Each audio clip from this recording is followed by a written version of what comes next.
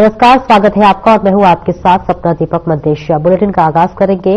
कोटद्वार नगर निगम के चुनाव के लिए रिटर्निंग अधिकारी अनिल गर्व्याल ने मेयर पद के लिए 6 प्रत्याशियों सहित पार्षद पद के सभी प्रत्याशियों को चुनाव चिन्ह आवंटित कर दिया है। कोटद्वार नगर निगम की 40 वार्डों में से बीजेपी, कांग्रेस सहित निर्दलीय प्रत्याशियों को चुनाव चिन्ह दिए गए हैं, जिसके बाद प्रत्याशियों ने अपना चुनाव प्रचार तेज कर दिया है। कोटद्वार नगर निगम में मेयर पद पर 6 प्रत्याशी चुनाव मैदान में हैं, जिसमें बीजेपी, कांग्रेस, यूकेडी, बसपा, आम आदमी पार्टी सहित निर्दलीय प्रत्याशी अपना भाग्य आजमा रहे हैं।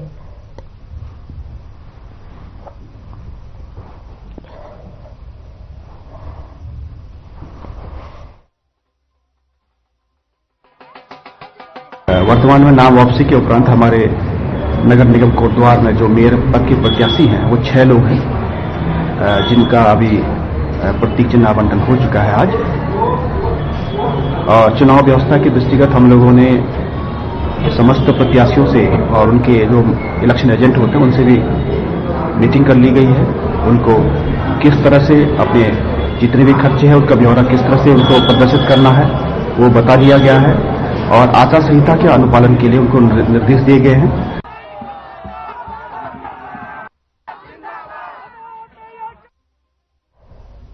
देहरादून की सड़कों पर जल्द ही 250 नए सीएनजी ऑटो दौड़ेंगे। जिन लोगों ने इसके परमिट के लिए आवेदन किया था, परिवहन विभाग ने उनको ऑटो खरीदने की मंजूरी दे दी है। दून में कई साल से ऑटो के परमिट बंद थे। पिछले साल संभागीय परिवहन प्राधिकरण आरटीए ने नए सीएनजी ऑटो के 250 परमिट देने का फैसला लिया था। बता दें कि इसके लिए 31 दिसंबर 2024 तक आवेदन मांगे गए थे। सभी परमिट के लिए आवेदन मिलने के बाद परिवहन विभाग ने अब ऑटो खरीदने की मंजूरी दे दी है। 31 मार्च तक ऑटो खरीदना होगा। इसके बाद परमिट जारी किए जाएंगे। सीएनजी ऑटो चलने से दून में वाहन प्रदूषण भी कम होगा। आरटीए ने देहरादून के साथ ही हरिद्वार और ऋषिकेश में नए सीएनजी ऑटो चलाने का निर्णय लिया है। हरिद्वार में ऑटो के 300 और ऋषिकेश में 150 परमिट दिए जाने हैं। ऑटो का परमिट कॉन्ट्रैक्ट कैरेज होता है, जो शहर के केंद्र के बिंदु यानी कि घंटाघर से 25 किलोमीटर के दायरे में चलाया जा सकता है। आरटीओ देहरादून में बताया कि जल्द ही नए ऑटो सड़क पर उतरेंगे।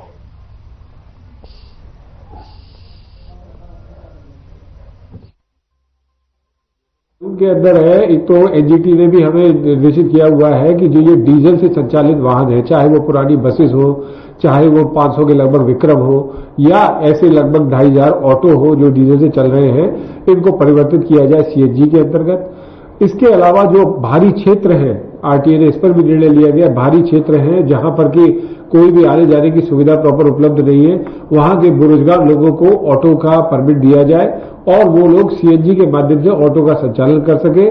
और इसके अलावा हम लोग कोशिश ये कर रहे हैं कि संभाग के जो भी क्षेत्र है जहां पर की परिवहन की सेवाएं कम है, वहां पर हमने परमिट खोले हैं, जैसे रुड़की हुआ, हरिद्वार हुआ और ऋषिकेश।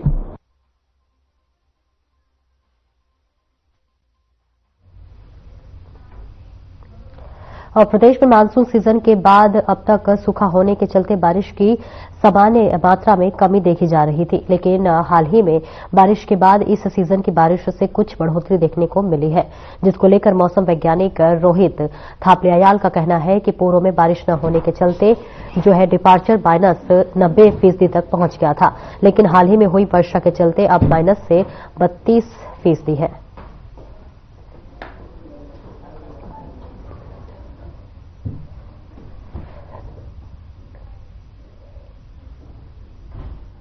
देखिए, इस पोस्ट मानसून सीजन में देखेंगे तो अभी जो रिसेंटली 1-2 अच्छे रेनफॉल के स्पेल मिले हैं, जिसके कारण जो डिपार्चर है वो अब घट करके -32% हो गया है। तो rainfall departure post monsoon season में 32% है, जो डेफिसिट है। हालांकि इससे पहले जो है -90% चल रहा था, लेकिन अभी पिछले जो 1-2 स्पेल मिले हैं तो उसकी वजह से जो है रेनफॉल में थोड़ी मिली है, तो जो है अब जो है घट करके -32% रह गया है।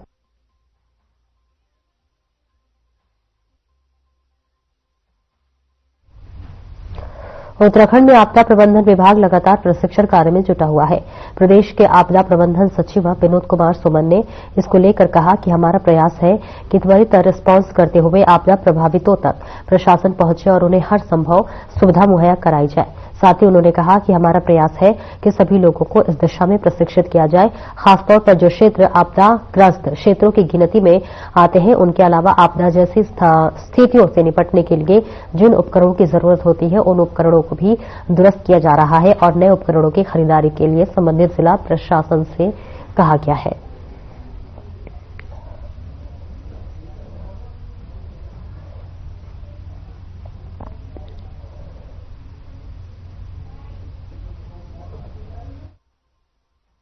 अभी हम लोग प्रशिक्षण पे जोर दे रहे हैं। इन हाउस अपने लोगों को प्रशिक्षण प्रदान करने का काम कर रहे हैं। साथ साथ जो हमारे स्टेक होल्डर्स हैं, स्टेक होल्डर्स को भी हम प्रशिक्षण का कार्य कर रहे हैं। आपदा में जितनी अधिक जानकारी हमारे पास होगी उतना अधिक बचाव करना संभव हो सकेगा हमारे लिए, उस दिशा में काम कर रहे हैं। इसके अलावा जहां जहां हमें सेंसर लगाए जाने हैं उसके लिए काम कर रहे हैं। जहां जहां उपकरण हमारे लगे हैं उनको हम देख रेख कर रहे हैं कि उपकरण में अगर कोई खराबी है, कोई गड़बड़ी है, उसको ठीक कर रहे हैं। हमारा प्रयास है कि जितने अच्छे उपकरण हमारे काम करते रहेंगे, जितने अच्छे हमारे लोगों को ट्रेनिंग रहेगी,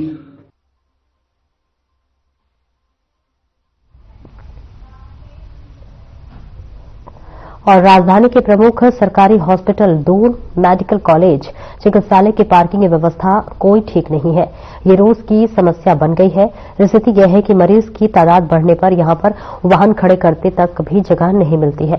कहीं जो है हेडलाइन के बाद भी निर्माण एजेंसी काम पूरा नहीं कर पा रही है, जिस कारण मरीज और तीमारदारों को दिक्कत झेलनी पड़ रही है। मरीज और तीमारदार बाहर सड़क पर वहां खड़े करने को मजबूर है, जहां पर बेहतरीन ढंग से खड़े वाहन मुश्किल से सबब बनते हैं।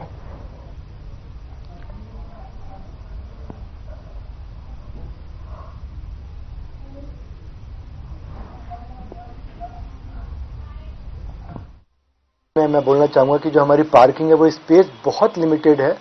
तो ऐसे में जो हमारे कर्मचारी हैं, पहली हमारी उनको एक पार्किंग देने की सुविधा रहती है। और आपने देखा हुआ पिछले दिनों में हमने मरीजों की पार्किंग के लिए भी आसपास पुलिस प्रशासन को और म्युनिसिपल कॉर्पोरेशन के लिखा, जिससे थोड़ी सी हमें ईज हुई है और पार्किंग मिलने लगी है। लेकिन हम बहुत ही नैरो स्पेस में काम कर रहे हैं। उम्मीद करता हूं कि जो नई बिल्डिंग आ रही है वहां 2 फ्लोर की पार्किंग उसमें बेसमेंट और ग्राउंड पर देने की कोशिश करी गई है, जहां पर लगभग 100 कारें और 500 मोटरसाइकिल के लिए पार्किंग मिल जाएगी। तो उम्मीद करते हैं कि बहुत जल्दी ये पार्किंग की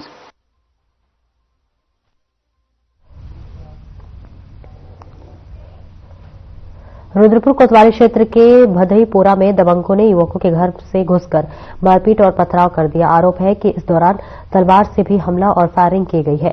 कोतवाली पुलिस को तहरीर देकर संदीप पांडे की तरफ से बताया गया है कि वो घर पर मौजूद नहीं था और इस दौरान उनकी माता और छोटे भाई की पत्नी घर पर अकेली थी। तभी पुरानी रंजिश के तहत शुभम यादव उर्फ बूढ़ा, अभिषेक यादव, रविशेख यादव, टोनी, सुमित मंडल, चाइना और अजय पाल ने अपने साथियों के साथ घर पर हमला बोल दिया।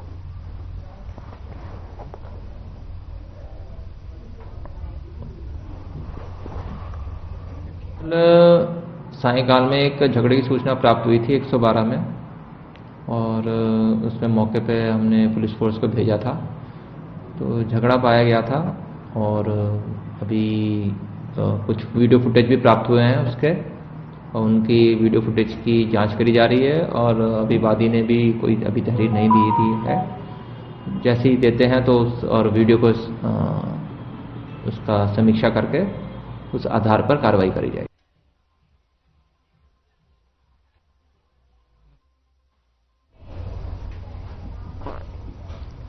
रुकेंगे एक छोटे से ब्रेक के लिए, चल लौटते हैं।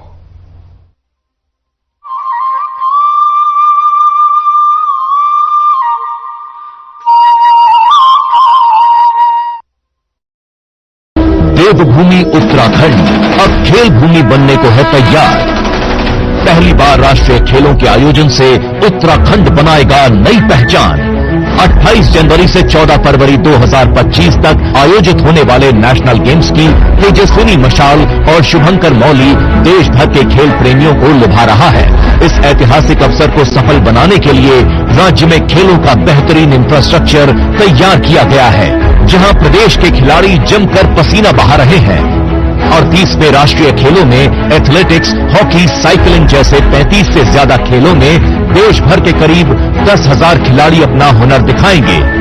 राष्ट्रीय खेलों के आयोजन से उत्तराखंड की खेल प्रतिभाओं को एक नया मंच मिलेगा। प्रदेश में स्पोर्ट्स इकोसिस्टम तैयार होगा, जिससे खेलों के प्रति ज्यादा से ज्यादा युवाओं का रुझान बढ़ेगा। राष्ट्रीय खेलों से चमकेगा उत्तराखंड, खेलेगा उत्तराखंड, जीतेगा उत्तराखंड।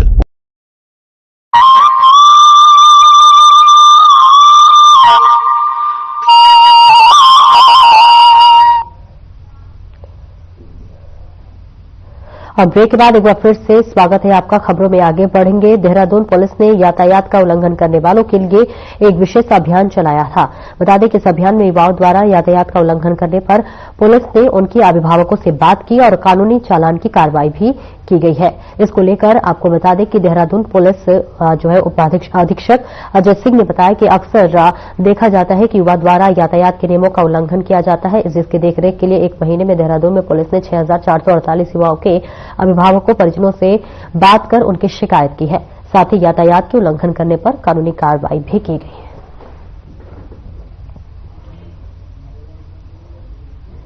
देखिए, ज्यादातर जो यातायात उल्लंघन में देखा गया जो हमारे युवा हैं, खासकर 20 से 30 साल के युवा हैं या कुछ नाबालिग भी ऐसे हैं जो वाहन चलाते हैं, और खासकर रैश ड्राइविंग की शिकायत इनकी रहती है। बहुत सारे इस तरह के एक्सीडेंट भी होते हैं जिसमें बिना हेलमेट के रैश ड्राइविंग के कारण पाए गए। साथ ही साथ ड्रंक एंड ड्राइविंग के भी बहुत सारे ऐसे केसेज रहे हैं जिसमें पुलिस कार्रवाई करे। इसमें युवा ही ऐसे पाए जाते हैं जो ऐसी गाड़ियों को चला रहे हैं ड्रंक एंड ड्राइव में। तो एक अभियान के तहत पूरे 1 माह का चलाया गया था। इसमें कोशिश की गई थी कि जितने भी इस तरह के युवा उल्लंघन कर रहे हैं उनका चालान तो हो ही जो इन्फोर्समेंट का एमवी एक्ट में, साथ ही साथ उनके पेरेंट्स, गार्जियन या उनके जो भी परिचित हैं या घर के जो रिश्तेदार हैं उनसे बात की जाए। तो इस संबंध में हमने पूरा डेटा कलेक्ट किया और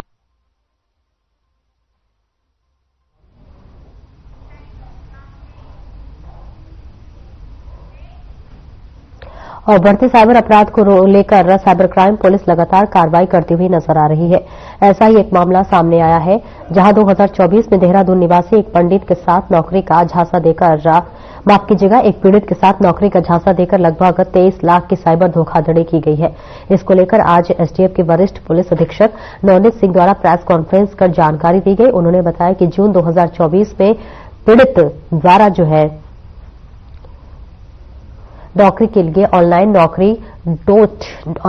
नौकरी.com में सर्च किया गया था, जिस पर अज्ञात साइबर ठगों द्वारा पीड़ित को व्हाट्सएप नंबर पे फोन कर बताया गया कि उन्हें नौकरी.com से सीवी मिला है, जिसके बाद उनसे पैसों की मांग की गई और करीब 23 लाख रुपए की ठगी की गई। अब तक साइबर क्राइम पुलिस ने 12 अभियुक्तों को गिरफ्तार कर लिया है।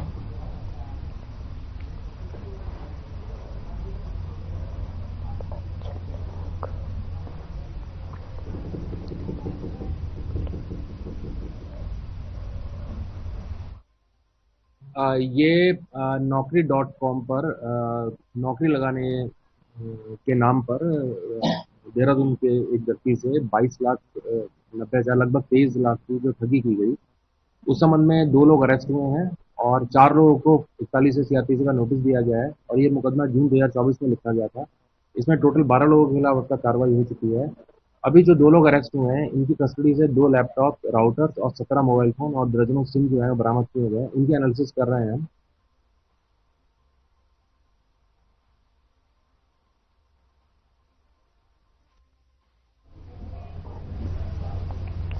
खबर रुद्रपुर से, जहां पर रुद्रपुर कोतवाली क्षेत्र के रेशमबाड़ी में मामूली विवाद में एक युवक ने फायरिंग कर दी।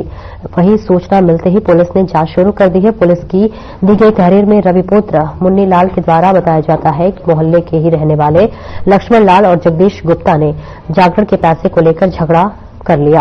इसके बाद जगदीश पर आरोप है कि अपने अपने साथी जो है तेल मिल डिब्बा उत्तर प्रदेश से बुलाए गए और तमंचों से लैस होकर पहुंचे युवकों के द्वारा मोहल्ले में फायरिंग की गई। आरोपी के दौरान जो है इस वक्त चंदा दिया गया था और जो है गल्ला लेकर पुलिस ने तहरीर के आधार पर जांच शुरू कर दी। इस मामले में रुद्रपुर की सीओ सिटी निहारिका तोमर ने जानकारी साझा की है।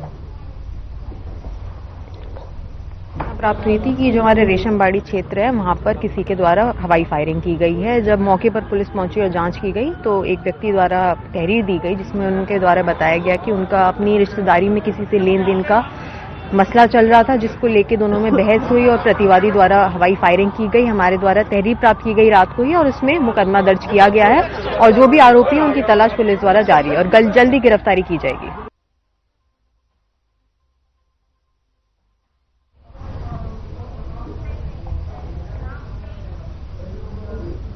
रुकेंगे एक छोटे से ब्रेक के लिए, जल्द लौटते हैं।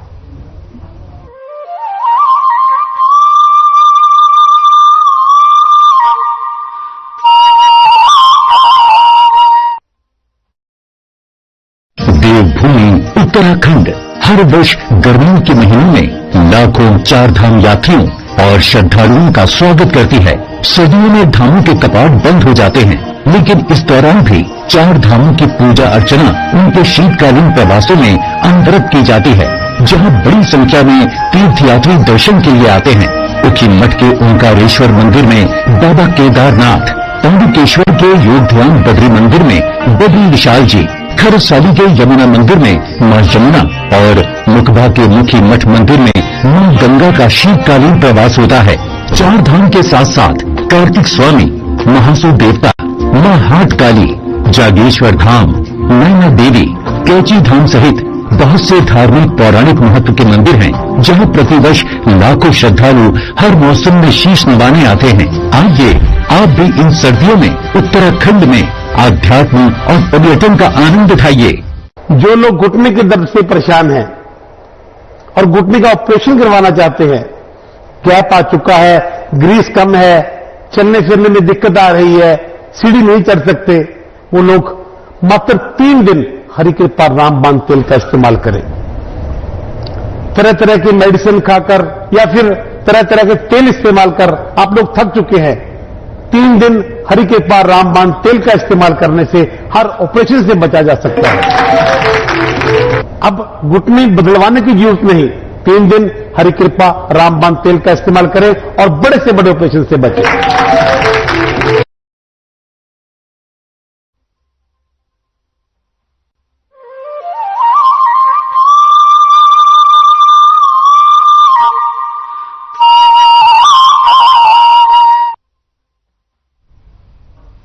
भाजपा ने निकाय चुनाव के लिए समन्वय तय किए हैं, जहां पर भाजपा ने प्रदेश में सभी नगर निगम, नगर पालिका तथा नगर पंचायतों में चुनाव संचालन के लिए समन्वयक नियुक्त कर दिए हैं। बता दें, प्रदेश महामंत्री आदित्य कोठारी ने बताया कि प्रदेश अध्यक्ष महेंद्र भट्ट के निर्देश पर ये नियुक्ति की गई है। तो देहरादून से तस्वीरें। निकाय चुनाव के लिए बीजेपी ने तमाम समन्वयक को नियुक्त कर दिया है, जिसकी लिस्ट हम आपकी टीवी स्क्रीन पर दिखा रहे हैं, जहां पर बीजेपी ने समन्वयक तय किए हैं। चुनाव संचालन के लिए तमाम समन्वयकों की नियुक्ति कर दी गई है, जिसके लिए एक लिस्ट भी जारी कर दी गई है, जो आपकी टीवी स्क्रीन पर इस वक्त नजर आ रहा होगा। ये वही लिस्ट है जहां बीजेपी ने तमाम चुनाव के मद्देनजर अपने समन्वयक को निर्धारित किया है, चयन किया है, नियुक्त किया है।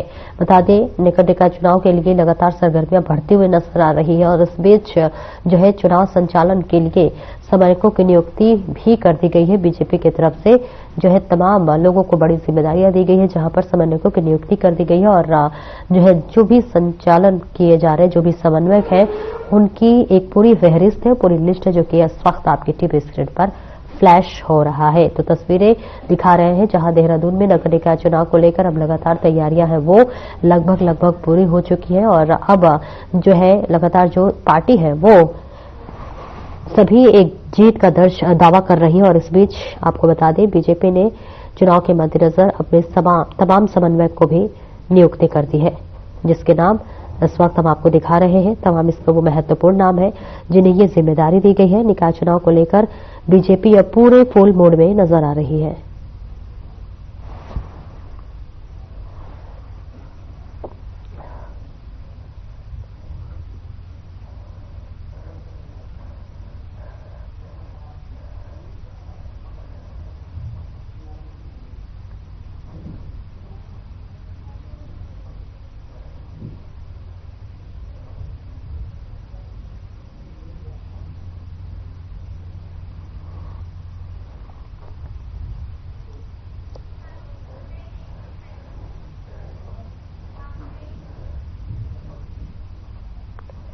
रुकेंगे एक छोटे से ब्रेक के लिए, जल्द लौटते हैं।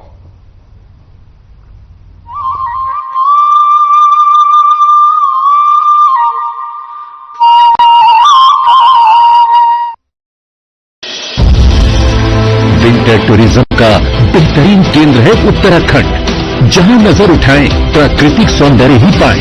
परिवार के साथ शांति की तलाश हो या चाहिए दोस्तों के साथ थोड़ा थ्रिल, सब कुछ मिलेगा यहाँ। आइए Uttarakhand. Eco tourism, wild life tourism, adventure tourism, हर तरह के विकल्प हैं मौजूद। जंगलों में लीजिए ट्रैकिंग का मजा, बर्फ से ढकी वादियों में स्कीइंग का लुत्फ, खूबसूरत रास्तों पर माउंटेन बाइकिंग, खुले आकाश में पैराग्लाइडिंग और रॉक क्लाइंबिंग का अपना है रोमांच।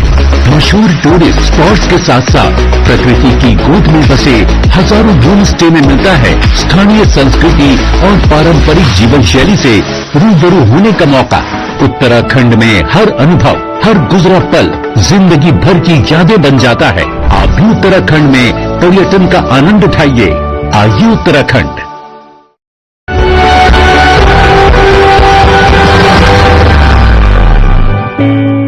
जी हाँ, मैं बात कर रही हूँ रमा रानी जी की। तो चलिए मिलकर उनका स्वागत करते हैं। बहुत बहुत स्वागत है मैम आपका। बहुत बहुत नमस्कार जी, बहुत बहुत नमस्कार। जब मुझे कोई तकलीफ हो जाती थी, कुछ भी बात होती तो वो मुझे बताती कि तुम उनके बताए हुए नुस्खे वो मुझे बताती रहती थी कि तू ये दवाई ले लो, तुम ये दवाई ले लो, ठीक हो जाओगे। हकीम साहब जी के नुस्खे वो मुझे बताती थी, तो मैंने लेने शुरू किए।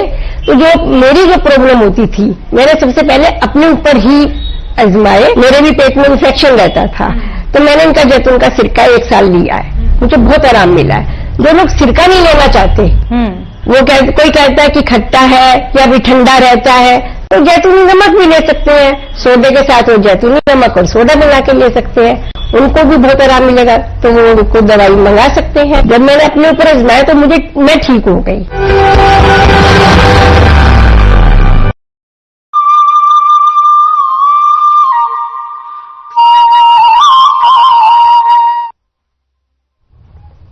अब ब्रेक के बाद एक बार फिर से स्वागत है आपका। खबरों में आगे बढ़ेंगे। नगर पंचायत चुनाव के लिए चुनाव प्रचार तेज हो गया है। कांग्रेस ने डोर टू डोर जनसंपर्क करना शुरू कर दिया है। लालकुआं में कांग्रेस के अध्यक्ष पद के प्रत्याशी डॉक्टर अस्मिता ने पार्टी के वरिष्ठ कार्यकर्ताओं के साथ चुनाव प्रचार किया।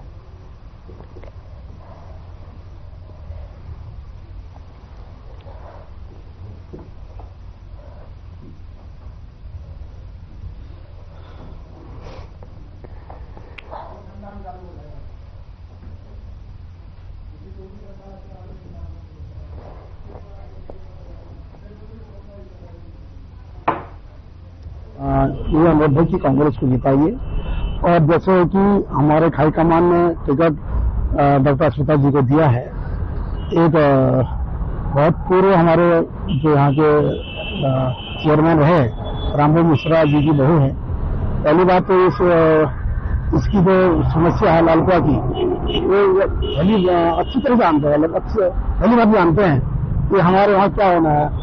और इसी तरह से अस्मिता जी को मैंने देखा कि बहुत एक्टिव हैं और समझदार हैं और उनको एक एक काम का बारे में मालूम है कि लालकुआं में क्या जरूरी है।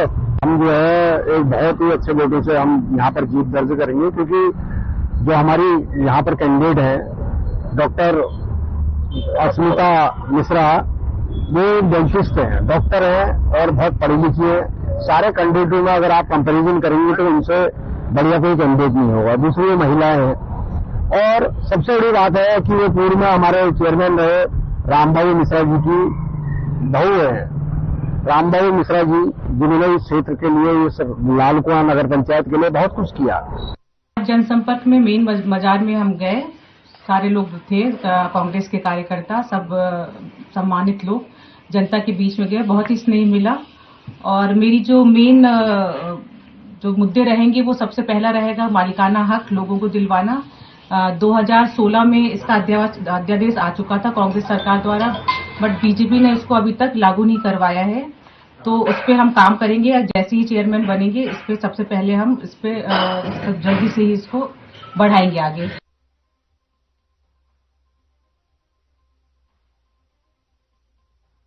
और वहीं निकाय चुनाव से पहले कांग्रेस को बड़ा झटका लगा है। कांग्रेस के वरिष्ठ नेता मथुरा दत्त जोशी ने पार्टी से इस्तीफा दे दिया है। तस्वीरें देहरादून से दिखा रहे, जहां निकाय चुनाव से पहले ही कांग्रेस को यह बड़ा झटका लगा है, जहां मथुरा दत्त जोशी ने पार्टी से इस्तीफा दे दिया है। नगर निकाय चुनाव को लेकर सरगर्मियां लगातार तेज है।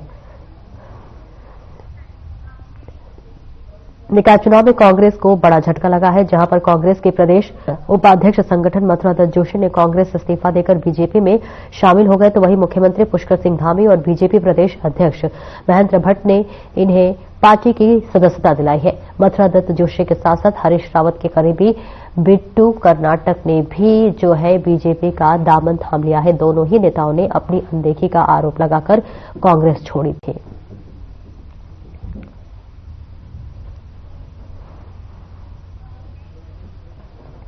कई इलाकों में बर्फबारी और मैदानी इलाकों में कोहरे के घने बादल छाए हुए हैं। उधम सिंह नगर में जबरदस्त ठंड का प्रकोप है। बारिश के बाद लगातार 4 दिन तक धूप न निकलने और अब सीजन में कोहरे की पहली दस्तक देखने को मिली है, जिससे कि ठंड ने अपना असर दिखा दिया है, जो कि घने कोहरे ने अपनी दस्तक दे दी है। सड़क पर चलने वाले वाहनों को दिन में लाइट जलाकर चलने पर मजबूर होना पड़ रहा है।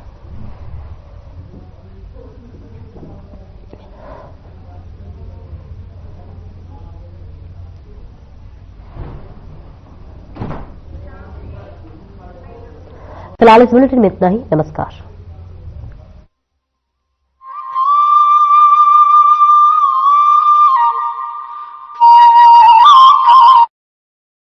देवभूमि उत्तराखंड